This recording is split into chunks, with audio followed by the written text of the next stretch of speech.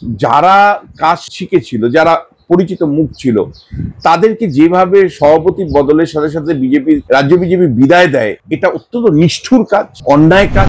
দিলীপ ঘোষ একটা প্রতিষ্ঠিত নাম, তাকে দল ব্যবহার করবে না কেন তুমি বলতে পারো? কেন জেলায় জেলায় ছোটাবে না তাকে? রিতেশকে দেখে আমার খুব কষ্ট লাগে যে একটা কর্মক্ষম ছেলে যে বিজেপি করতে চায়, দলের মধ্যে থাকতে চায়, অথচ রাজ্য বিজেপি তাকে ব্যবহার করে না। ভীষণ স্বার্থপর রাজনৈতিক দল।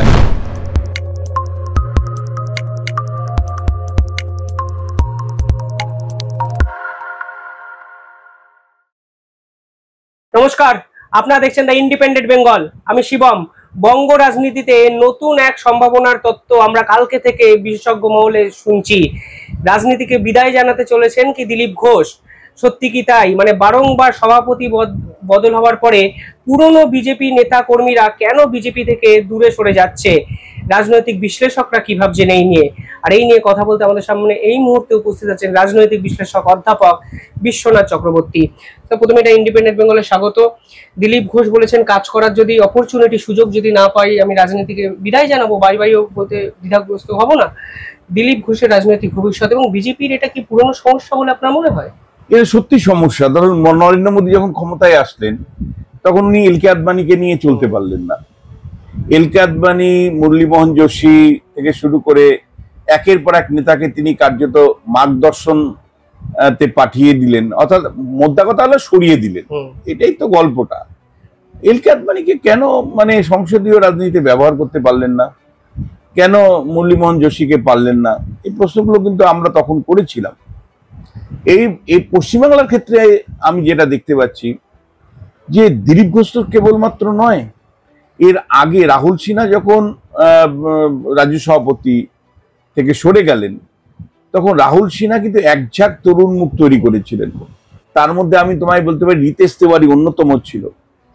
রিতেশ তেওয়ারি, প্রভাকর তেওয়ারি আজকে নেই, মারা গেছেন। একাধিক নেতা, তাদেরকে কিন্তু বানপ্রস্থে পাঠিয়ে দেওয়া হলো। অথচ রিতেশ একটা উজ্জীবিত ছিল, ব্যক্তি ছিল, মানুষের কাছে অ্যাকসেপ্টেবিলিটি ছিল, পরিশ্রমী ছেলে ছিল, মাথায় বুদ্ধি ছিল। রিতেশকে একেবারে পত্রপাঠ বিদায় দিল। আমি জেলায় নামগুলো বললে লোক চিনবে না তাই বলছি না। জেলায় একের পর এক সভাপতি, তারা কেউ কেউ বেশ ভালো কর্মঠ ছিল, সবাই ছিল আমি বলছি না, যারা কর্মঠ ছিল তাদেরকে বিদায় নিতে হলো। দিলীপ ঘোষ যেহেতু দায়িত্ব নিয়েছে রাহুল সিনহার পরিবর্তে, ফলে সঙ্গে সঙ্গে স্ট্রাকচারাল চেঞ্জ, লিডারশিপ চেঞ্জ হয়ে গেল। আবার দিলীপ ঘোষ যাদেরকে তৈরি করলো, তাদেরকে কিন্তু আবার বিদায় নিতে হলো যেই মুহূর্তে সুকান্ত মজুমদার সভাপতি হলেন। ধরো, আমি একটার পর একটা নাম যদি বলি, রাজু বন্দ্যোপাধ্যায়। রাজু বন্দ্যোপাধ্যায় তো জেলায় পড়ে থেকে নিশ্চয়ই তার সে 100% সফল আমি বলবো না, বা 100% সে নিখুঁত ছিল এমনও বলবো না। দলের কিছু সমস্যা ছিল, কিন্তু পরিচিত মুখ। রাজু একটা পরিচিত মুখ ছিল। কেন রাজুকে আমি দলের কাজে ব্যবহার করব না? যদি ওর সীমাবদ্ধতাগুলো থাকে, তাকে সেগুলো এনে বুঝিয়ে বলা যে ভাই, তুমি এই অন্যায়গুলো করেছো, আর করবে না, দলের জন্য কাজ করো। এবং একই সাথে সায়ন্তন অনেক ভুলভাল কাজ করেছে। সায়ন্তনকে নিয়ে খুব সিরিয়াস প্রবলেম ছিল বলে আমি জানি। কিন্তু প্রশ্ন হচ্ছে, সায়ন্তন পরিচিত মুখ, তাকে অন্তত টেলিভিশনে ব্যবহার করো, মিডিয়াতে ব্যবহার করো। কেন মিডিয়াতে ব্যবহার করতে তো কোনো অসুবিধে নেই। আরো দেবজিৎ, তাকে সংগঠনে আরো ব্যাপকভাবে ব্যবহার করো। রিতেশ তেওয়ারিকে তোমরা ব্যবহার করনি। আমি এরকম অন্ততপক্ষে 100টা নাম বলতে পারি জেলা ধরে, যেখানে সভাপতি বদলের সাথে সাথে বিজেপি খুব নিষ্ঠুরভাবে পুরনো নেতাদেরকে কিন্তু বানপ্রস্থে পাঠিয়ে দিচ্ছে। এটা অন্যায়। এটা একটা সংগঠনে কাজ করার মানুষের প্রতি অন্যায়। এটা রাজনৈতিক সংস্কৃতির জায়গা থেকেও অন্যায়। এবং বিজেপি এই অন্যায়টা কিন্তু বছরকে বছর করছে, বিজেপির নেতৃত্ব করছে। আমার প্রশ্ন হচ্ছে যে লোকটা বয়স হয়েছে, তাকে তুমি সরাতেই পারো। যেমন আমি বলছি যে অফিসের কাজের জন্য খুব ভালো বেশ কয়েকজন মানুষ ছিলেন, যারা অফিসের কাজের ছিলেন। রাহুল সিনহার সাথে কাজ করেছিল সাধারণ সম্পাদক হিসাবে অসীম সরকার। অসীমদার আমি বলবো না যে জননেতা, সংগঠন করা লোক, কিন্তু অসীমদার যেটা ছিল সেটা হলো হাত লিখতে পারতেন। ফলে এই যে ইলেকশন কমিশনে চিঠি চাপাটি করার থেকে শুরু করে, কমিউনিকেশন করার থেকে শুরু করে, এগুলোকে অসীমদাকে দেওয়া যেত না? ফলে আমার প্রশ্ন হচ্ছে যে যারা কাজ শিখেছিল, যারা পরিচিত মুখ ছিল, তাদেরকে যেভাবে সভাপতি বদলের সাথে সাথে রাজ্য বিজেপি বিদায় দেয়, এটা অত্যন্ত নিষ্ঠুর কাজ, অন্যায় কাজ। এবং এটা একইভাবে যদি এখন দিলীপ ঘোষের ক্ষেত্রে প্রযোজ্য হয়, তাহলে আমি বলবো আরেকটা অন্যায় হবে। দিলীপ ঘোষের সীমাবদ্ধতা আছে। দিলীপ ঘোষ মানে 2021-এর নির্বাচনের পরে মানে সত্যি বলতে কি মানে তৃণমূলের সাথে সখ্যতা তৈরি করার প্রশ্নে তার ভূমিকা নিয়ে অনেক সময় প্রশ্ন উঠছে। দলের নেতা, আমি কর্মী সমর্থকদের কথা বলি, তারা ভীষণ আপত্তি করে যে আমরা রাস্তায় মার খাবো, আর দিলীপ ঘোষ মানে সৌহার্দ্যের রাজনীতি তৃণমূলের নেতাদের সাথে করবেন, কোথাও গিয়ে কেক কাটবেন, কোথাও গিয়ে তাদের সাথে মঞ্চ আলোকিত করবেন। এটা মানে ভীষণ আপত্তি মানে গ্রামগঞ্জের সাধারণ কর্মীদের মধ্যে। ফলে দিলীপ ঘোষের এবং বহু ক্ষেত্রেই মানে কেন তিনি বাইরে মুখ খুলছেন, কেন দলের ভেতরে মুখ খুলছেন না? যখন তিনি পূর্ব বর্ধমান থেকে পরাজিত হয়ে আসলেন, মানে বর্ধমান দুর্গাপুর থেকে পরাজিত হয়ে আসলেন, তখন তিনি দিনের পর দিন মুখ খুলছেন। যখন বর্ধমান দুর্গাপুরের কনস্টিটিউয়েন্সিতে একের পর এক বিজেপির কর্মী মার খাচ্ছে, বাড়িঘর ভাঙছে, তখন উনি এখানে বসে আছেন কলকাতায় এবং একের পর এক মন্তব্য ছুটছেন। নিশ্চয়ই সেগুলো সমর্থন কেউ করবে না, কিন্তু দিলীপ ঘোষ তৈরি হয়েছে, দিলীপ ঘোষ নিজের উদ্যোগে তৈরি হয়েছে, মিডিয়ার দ্বারা তৈরি হয়েছে। দিলীপ ঘোষ একটা প্রতিষ্ঠিত নাম, তাকে দল ব্যবহার করবে না কেন? তুমি বলতে পারো কেন জেলায় জেলায় ছোটাবে না তাকে? এই যে এখন জেলাভিত্তিক কর্মসূচি আপনারা নিচ্ছেন না কেন? পেট্রোলের দাম 1 টাকা বাড়লো, এটা তো দিলীপ ঘোষকে বলা যেতে পারতো যে আপনার নেতৃত্বে জেলায় জেলায় আন্দোলন হবে, আপনার নেতৃত্বে জেলায় জেলায় আন্দোলন হবে, আপনি দায়িত্বে থাকুন। যেভাবে পোস্ট ইলেকশন ভায়োলেন্স হলো, একটা কমিটি করে দিয়ে দিলীপ ঘোষকে তো বলে দেওয়া যেতে পারতো যে এই উত্তরবঙ্গের এই 5টা জেলাতে আপনি লাগাতার মিটিং মিছিল করুন। দিলীপ ঘোষকে আপনারা ব্যবহার করবেন না কেন? আপনাদের শিবিরের লোক নয় তাই? দিলীপ ঘোষকে আপনারা ব্যবহার করবেন না কেন? লোকটা যদি ফ্রাস্ট্রেটেড হতে হতে কাজ যদি না দেন, যে কোনো লোক ফ্রাস্ট্রেটেড হবে। আমি রিতেশ তেওয়ারিকে, কি কর্মক্ষম একটা ছেলে ছিল, রিতেশকে দেখে আমার খুব কষ্ট লাগে যে একটা কর্মক্ষম ছেলে যে বিজেপি করতে চায়, দলের মধ্যে থাকতে চায়, অথচ রাজ্য বিজেপি তাকে ব্যবহার করে না। তাহলে একইভাবে আপনি যদি এখন মানে এমনকি রাহুল সিনহাকেও ব্যবহার করে না বিজেপি। ভীষণ মানে স্বার্থপর রাজনৈতিক দল একটা। মানে রাহুল সিনহা কি অন্যায় করেছে?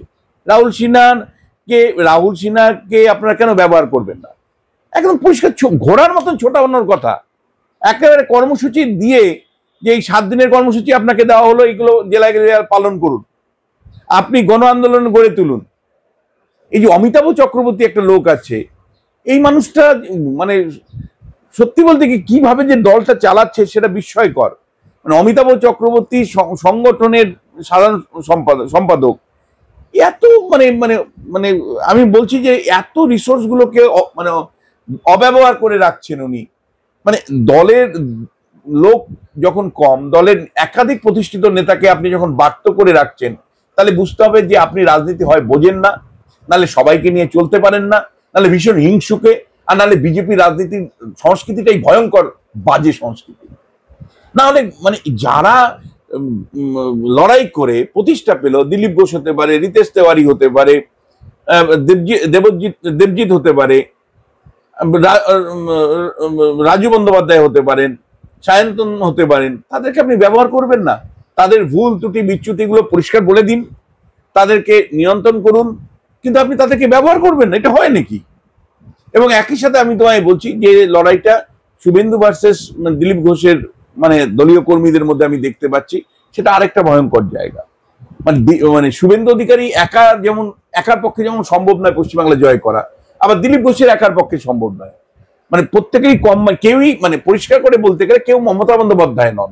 আমি পরিষ্কার বলতে চাই, মানে শুভেন্দু অধিকারী মমতা বন্দ্যোপাধ্যায় নয়, আবার দিলীপ ঘোষও মমতা বন্দ্যোপাধ্যায় নয়। মানে মমতা বন্দ্যোপাধ্যায় যে গণ আন্দোলনের মধ্য দিয়ে, যে লড়াইয়ের মধ্য দিয়ে, তারপরে মহিলা হওয়ার জন্য কিছুটা অ্যাডভান্টেজ পেয়েছিলেন, সব মিলে, এবং সংবাদ মাধ্যমে অবশ্যই সাহায্য পেয়েছিলেন, এই সব মিলে বামেদের বিরুদ্ধে তিনি একটা অন্যতম মুখ হয়ে উঠেছিলেন।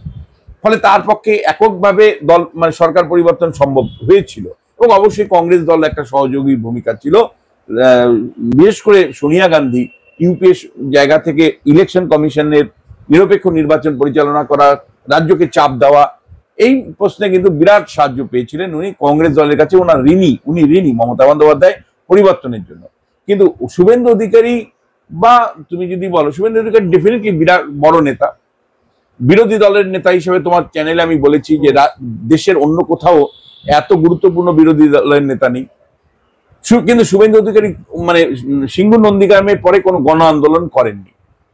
আবার দিলীপ ঘোষ দলীয় মিটিং করেছেন, কর্মীদের উৎসাহিত করেছেন, কিন্তু কোনো গণ আন্দোলনের সাফল্য তার একটা সিঙ্গেল নেই যে একটা ইস্যুকে নিয়ে আন্দোলন করে সেখানে সরকারের উপর চাপ তৈরি করে তিনি বাধ্য করেছেন সরকারকে সিদ্ধান্ত পরিবর্তনের, এমন কোনো সাফল্য দিলীপ ঘোষেরও নেই। তাহলে দিলীপ ঘোষেরও সীমাবদ্ধতা আছে, শুভেন্দু অধিকারীর সীমাবদ্ধতা আছে। এই সবাইকে যদি আপনারা যুক্ত না করতে পারেন, তাহলে দল হিসাবে আপনারা কি করে দাবি করেন যে আপনারা পরিবর্তন আনবেন? এবং একই সাথে আমি তোমায় বলছি, দিলীপ ঘোষকে আমি ব্যক্তিগতভাবে মনে করি ইমিডিয়েটলি দলে কাজে লাগানো উচিত। ফ্রাস্ট্রেশন হতে বাধ্য, একটা সভাপতি ছিল, এমপি ছিলেন, তাকে যদি তুমি দিনের পর দিন বাড়িতে ফেলে রাখো আর সকালবেলা বিকেলবেলা কোনো কাজ না দাও, তাহলে এই লোকটা ফ্রাস্ট্রেশন হতে বাধ্য। তুমি থাকলে তুমিও ফ্রাস্ট্রেটেড হতে। ফলে দিলীপ ঘোষের সেই ফ্রাস্ট্রেশন বেরিয়ে এসছে সংবাদ মাধ্যমে। তাহলে এইভাবে যদি আপনি দলীয় কর্মী সমর্থকদের মধ্যে ফ্রাস্ট্রেশন বাড়ান, তাহলে দলের মধ্যেই তো বিবাদে আপনি পড়ছেন, তাহলে আপনি পরিবর্তনটা আনবেন কি করে? দিলীপ ঘোষকে প্রথমত আমি মনে করি যে সঠিক কর্মসূচি পালনের দায়িত্ব দেওয়া উচিত। দায়িত্ব দিয়ে সেই দায়িত্ব তাকে যদি না দেওয়া হয়, তাহলে তিনি ফ্রাস্ট্রেটেড হবেন, যে কোনো সিদ্ধান্ত তিনি নিতে পারেন। এবং একই সাথে তোমায় বলতে চাই যে আগামী 6টা বিধানসভা নির্বাচন আছে, খুব গুরুত্বপূর্ণ। তার মধ্যে মেদিনীপুর কনস্টিটিউয়েন্সিতে আমার মনে হয় মানে একেবারে সরাসরি দিলীপ ঘোষকে বলা উচিত যে আপনি মেদিনীপুরের উপনির্বাচনে দাঁড়ান। বিধানসভায় দিলীপ ঘোষের আসা উচিত, এবং মেদিনীপুর কেন্দ্রের যিনি সাংসদ ছিলেন, এমএলএ হিসেবে তার আসা উচিত, এবং পার্টিকে সর্বশক্তি দিয়ে দিলীপ ঘোষের হয়ে লড়াই উচিত। আবারও বলছি, দিলীপ ঘোষ অনেক আলটপ্পা মন্তব্য করেছেন, ভুল মন্তব্য করেছেন, তৃণমূলের সাথে সখ্যতা বাড়িয়েছেন, অনেক কর্মী সমর্থকরা তাতে বিরক্ত হয়েছেন, অনেক সময় তিনি অযথাচিত মন্তব্য করেছেন দিনের পর দিন। কিন্তু তারপরে দিলীপ ঘোষের একটা ব্র্যান্ড ভ্যালু আছে, সেই ব্র্যান্ড ভ্যালুটা কিন্তু বিজেপিকে ব্যবহার করা উচিত। তাকে যদি ঘরে বসিয়ে রাখেন, তিনি ফ্রাস্ট্রেটেড হবেন, দলের কিন্তু তাতে কোনো লাভ হবে না। পরিষ্কার উপনির্বাচন মেদিনীপুরে তাকে প্রার্থী হতেই হবে, চাপ তৈরি করেই হতে হবে যদি না রাজি হন, এবং সবাই ঝাঁপিয়ে পড়ে তাকে কিন্তু জয়ী করতে হবে। এই ভাবনাগুলো কিন্তু দলের মধ্যে আনা উচিত বলে আমি মনে করি। আর এটা দিনের আলোর মতন পরিষ্কার, neither Suvendu not Dilip Ghosh is sufficient. কারণ পশ্চিমবাংলায় 35% সংখ্যালঘু মুসলিম সম্প্রদায়ের মানুষ আছে। হিন্দুদের মধ্যে পোলারাইজেশন করে ক্ষমতায় আসা অতি সহজ নয়, কারণ হিন্দুদের মধ্যেও একাধিক ভাগ আছে, কেউ বামপন্থী হিন্দু, কেউ উদারবাদী হিন্দু। ফলে এই নানা ভাবনার হিন্দুকে ঐক্যবদ্ধ করে আপনি সবটাই ঐক্যবদ্ধ করতে পারবেন এমন ভাবার কোনো সম্ভাবনা নেই। ফলে দলকে যদি টিকে থাকতে হয়, দলকে যদি পার্লামেন্টারি সিস্টেমে যদি বেশি সংখ্যক আসন পেতে হয়, যদি ক্ষমতা পরিবর্তনও না করতে পারেন, ভালো বিরোধী দল হিসেবে ভূমিকা পালন করতে হয়, তাহলে দিলীপ ঘোষকে কিন্তু হারালে সেটা ভুল সিদ্ধান্ত হবে। তার যে ব্র্যান্ড ভ্যালু তৈরি হয়েছে সেটাকে ব্যবহার যদি বিজেপি না করে, তাহলে ভীষণ ভীষণ ভুল সিদ্ধান্ত হবে। অবশ্যই দিলীপ ঘোষের সীমাবদ্ধতা আছে, ভুল আলটপ্পা মন্তব্য করার অভ্যাস তার আছেন, সেগুলো বারবার সতর্ক করুন, তাকে বিরত করুন, তাকে মানে নর্মাল আর 5 জন নেতার মতন নিশ্চয়ই তাকে আপনারা আনতে পারেন, কিন্তু উদ্যোগটা কে নেবে? বিজেপি যে কালচারটা তৈরি করেছে, যে যখন সভাপতি হবে আর তার আগের প্রজন্মকে বাদ দিয়ে দিচ্ছে, ফলে এইভাবে একাধিক নেতা তাদেরকে যেভাবে দল থেকে বাধ্য করা হয়েছে, এবং ন্যাশনাল লেভেলেও যেভাবে নরেন্দ্র মোদী ক্ষমতায় আসার পরে এলকে আদবানি, মুরলীমোহন যোশী থেকে শুরু করে সুষমা স্বরাজ সবাইকে যেভাবে বাধ্য করে রাখা হয়েছিল, এই সবগুলো আমি মনে করি যে একটা রাজনৈতিক দলের যে সংস্কৃতি, সেই সংস্কৃতিটা কিন্তু মানুষের কাছে একেবারেই গ্রহণযোগ্য হতে পারে না। ফলে বিজেপি দলে আপনি বয়স্ক মানুষকে কোনো একটা মানে আপনি দলের মধ্যে গুরুত্বপূর্ণ পদে না রাখতে পারেন, কিন্তু মানে তিনি কেন আইসোলেট হবেন? মানে একটা বয়স্ক মানুষ আপনি মার্গদর্শনের নাম করে তাকে বাড়িতে বসিয়ে রাখবেন, এটা তো হতে পারে না। তাকে দলের অফিসের তো অসংখ্য কাজ থাকে, সেই দলের অসংখ্য কাজের মধ্যে প্রতিনিধিত্বমূলক অনেক কাজ থাকে। ইলেকশন কমিশনের কাছে গিয়ে প্রতিনিধিত্ব কাজ করাও একটা কাজ, এরকম বিভিন্ন কমিটি কমিশনের মধ্যে তাদেরকে অন্তর্ভুক্ত করাও একটা কাজ। ফলে এই বয়স্ক মানুষগুলোকে কেন আপনি দলের মধ্যে রাখতে পারছেন না? আমি বলছি না যে তাকে এমএলএ করতে হবে, এমপি করতে হবে, মন্ত্রী করতে হবে, বা দলের কোনো সাধারণ সম্পাদক পদ দিতে হবে, সভাপতি পদ দিতে হবে, কিন্তু দলের অসংখ্য কাজের মধ্যে কেন যুক্ত করতে পারছে না? কার্যত তাদেরকে ঘরে বসে থাকতে হচ্ছে এবং সেখান থেকে তারা হতাশ হয়ে যাচ্ছেন, যেমন দিলীপ ঘোষ হয়েছেন। ফলে এইটা কিন্তু বিজেপির জন্য একটা ব্যাড পলিটিক্যাল কালচার এবং ইনস্ট্যান্স। এটা যদি দূর না হয় তাহলে কিন্তু এটা অন্য বিরোধী দল আছে ইতিমধ্যে বিজেপির বিরুদ্ধে তৃণমূল কংগ্রেস তোপ দাগছে যে বিজেপি তো ডিভাইডেড হাউস, এখানে মানে যারা যোগ্য তারা স্থান পায় না, গুরুত্ব পায় না। এই বার্তাটা যদি বিজেপির কর্মী সমর্থক সর্বস্তরে পৌঁছায়, তাই দল হিসাবে টিকিয়ে রাখাটাই কিন্তু কঠিন হয়ে যাবে আগামী দিনে।